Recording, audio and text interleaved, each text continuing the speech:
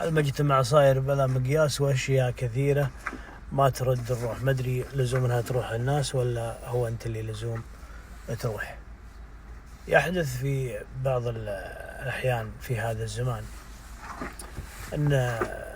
أنك تكون في مجتمع عام، أو على سبيل المثال شاعر إن صح القول بالنسبة لي، تقول قصيدة أو تقول أبيات وأنت في مكان عام، وأحد يأخذها ويروح بها منحى آخر ويحسب أنها تاركة أمة محمد الموجودين ومتجهة له، تلقاه يناقش فيها أما اليوم الثاني ولا بعدين، ولا تشرح عليك، ولا يرسل لك واحد يقول إنه قال في كذا كذا. طبعا الحاضرين يمكن فوق 50،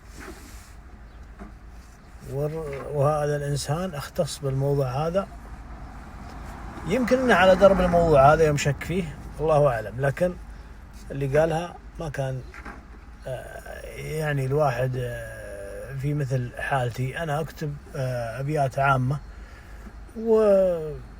وأهدافها أكثر من هدف محلي، يعني حدودها الإقليمية بعيدة المدى.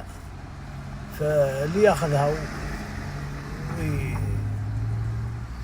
ويحطها على نفسه والله لا تقدر تقول له يا بالحالة ما هي فيك، ولا ما تدري ايش تسوي فيه، ويحسب انك انت ما توجه الشيء الا له.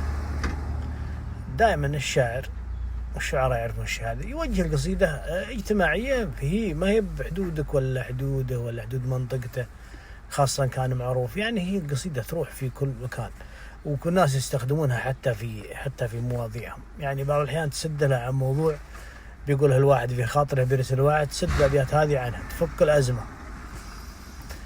فالاتجاه تبغى الناس يبقوا مقبل.